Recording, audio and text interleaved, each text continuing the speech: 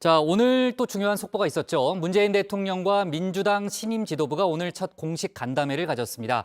문 대통령은 단합된 원팀을 주문했는데요. 남은 임기 1년 국민들에게 단합된 유능함을 보여줘야 한다는 거죠.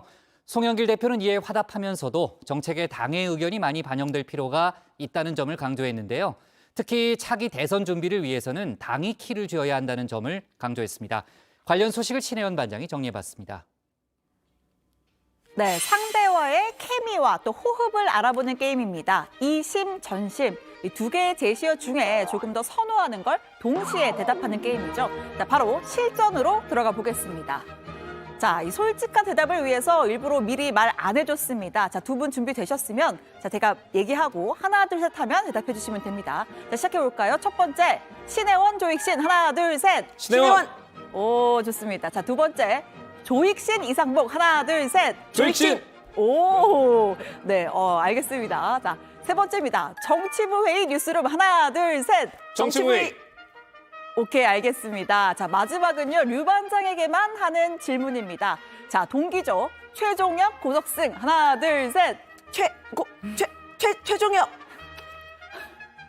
망설이는 듯 보이지만 답변은 하네요. 자, 류 반장이 뒷수습은 알아서 하는 걸로 하겠습니다. 자, 그리고요, 지금 이제 공통 질문 3개를 했는데 3개가 다 일치했었죠. 자, 류박 콤비 꽤나 케미가 좋아 보입니다. 자, 만약에 청와대와 민주당의 이심전심 게임을 한다면 어떤 결과가 나올까요? 4.7 재보궐선거 전까지만 해도 100이면 100 같은 대답이 나왔을 겁니다. 문 대통령이 강조하는 이 원팀 정신 아래 일사불란한 움직임을 보여줬죠. 당정청이 원팀으로 단일 대우를 더 굳건히 함으로써 새 지도부가 선출되면 우리는 다시 원팀이 되어 문재인 대통령님과 송영길 대표께서 통화하셨습니다.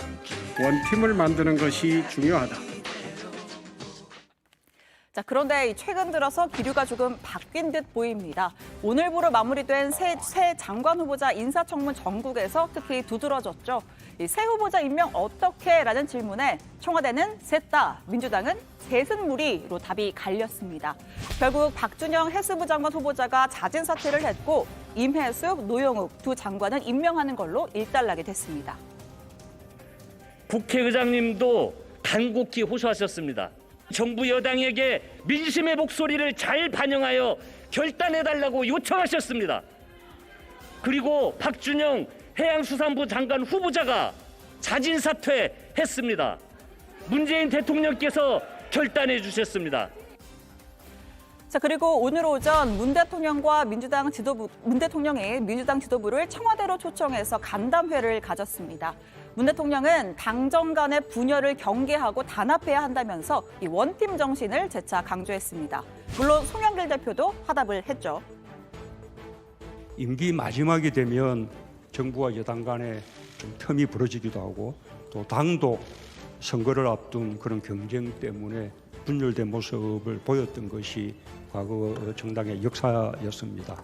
새 지도부가 우리 당을 잘 단합시켜 주시고 또 그 힘으로 당정청 간에도 더 긴밀한 소통과 협력으로 희망을 드릴 수 있기를 바라면서 당부 말씀을 드립니다.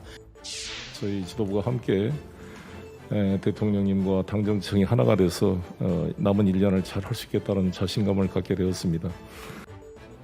임기 말에 당정 간 분열은 안 된다. 이 문재인 정부의 레임덕이 있어서는 안 된다는 메시지입니다. 문 대통령에게 참여정부 시절의 트라우마가 있죠. 임기 말 대통령과 여당 대표가 계급장 떼고 논쟁하자라면서 각을 세우더니 끝내 열린우리당은 쪼개지고 대통령은 떠밀려서 탈당까지 했던 상황을 마지막 비서실장으로서 지근거리에서 지켜봤습니다. 차기 대선 후보를 중심으로 친정인 정부를 비판하는 차가운 권력의 속성도 맛봤고요. 더 뼈아픈 건 그런 상황에서 정권 재창출마저 실패했었다는 겁니다. 자, 역사는 돌고 돈다고 하죠. 지금 당정의 이심전심 남은 1년 가장 중요한 과제는? 이라고 묻는다면 역시나 대답은 엇갈릴 겁니다. 임기 1년을 남긴 시점에서 당의 전열이 정비가 되고 또 국무총리와 여러 장관이 새로 임명되는 등 새로운 진용을 갖추며 이렇게 출발할 수 있게 되었습니다. 신발끈을 다시 조여매고 새롭고 비상한 각오로 힘을 모아서 국정을 운영하고 저희 당이 3월 9일 우리가 다시 국민으로부터 신임을 받아야 성공적 대통령으로 이어지는 것이기 때문에 저희 당 대표실에 D-299라고 써놓고 활동을 하고 있는데, 그러려면 이 앞으로의 모든 정책에 당의 의견이 좀 많이 반영될 필요가 있다고 생각합니다. 네, 온도차가 조금 있죠. 이 실패를 그대로 반복하지 않기 위해서 문 대통령은 무엇보다 단합이 중요하다고 강조했습니다.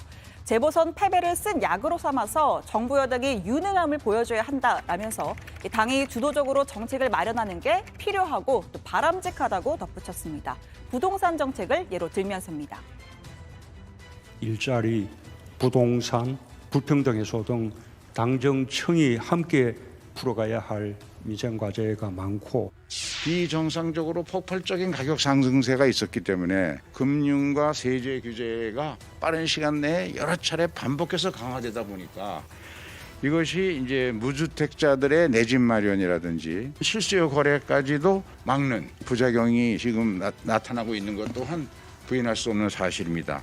투기 수요를 자극하지 않는 한도 내에서 이런 규제들은 좀 완화할 필요가 있다고 생각을 합니다. 송영기로 출범 후에 새 부동산 특위 위원장으로 임명된 김진표 의원, 종부세 기준을 현행 9억 원에서 12억 원으로 올리자라고 제안했습니다. 정부 기조에 맞지 않는다며 그동안 성역처럼 여겨왔던 이 종부세 완화 카드를 꺼내든 거죠. 여전히 청와대와 당 일각에선 반발이 만만치 않습니다.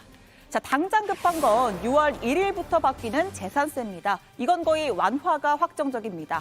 세금 감면의 상한선을 기존 6억 원에서 9억 원으로 올리는 게 유력하고요. 기재부와의 조율도 이미 마친 것으로 전해집니다. 또 대출 규제의 경우에는 무주택자에 한해서 주택담보대출 비율 LTV와 총부채 상환 비율 DTI를 확대하는 방안 논의 중입니다. 뭐 옥탑방, 뭐 반지하 이런 데 소위 지옥고라고 하는 데 살고 있는 열악한, 내 집 마련 꿈도 못 꾸는 그런 자금이 없는 열악한 청년들에 대한 주택 공급 대책이 좀 더 강화돼야 되는 것 아니냐, 그런 제안인 것이죠. 자, 주제를 좀 바꿔서 이 소식도 살펴보겠습니다. 한미 정상회담 D-7일, 미국의 CIA와 FBI 등 15개 정보기관을 이끄는 에브릴 헤인스 국가정보국 국장이 청와대에서 문 대통령 예방했습니다. 헤인스 국장은 바이든 대통령을 매일 만나는 실세 중의 실세로 꼽히는데요. 문 대통령은 미국 최초의 여성 국가정보국장이자 바이든 정부 출범 후에 상원에서 가장 먼저 인준된 분이다 라면서 덕담을 건넸습니다. 헤인스 국장도 문 대통령이 인권과 평화를 위해 걸어온 길에 존경을 표한다면서 화답했습니다. 한미 양국 간 현안과 또 한반도 정세에 대해서 폭넓고 심도 있는 의견 교환했다는 게 청와대의 설명입니다. 자, 방한 이틀째인 어제는 비무장지대 DMZ로 이동해 판문점을 찾았었죠. 북미 정상이 대좌했었던 자유의 집은 물론이고 6.25 당시 포로 송환길이었던 돌아오지 않는 다리, 그리고 남북 정상이 걸었던 도보다리까지 직접 둘러봤습니다. 새로운 대북 정책 검토를 끝내고 북한의 접촉을 제한한 시점에 이 북한의 도발 자제와 대화 복귀를 촉구하는 의미로 풀이가 되고 있습니다. 자, 헤인즈 국장, 일본 스가 총리를 만나고 귀국한 박지원 국정원장과도 만날 것으로 알려졌습니다. 자, 오늘 청와대 발제 이렇게 정리하겠습니다. 문 대통령 당 지도부 첫 간담회, 단합된 유능함, 당 의견 많이, 온도차.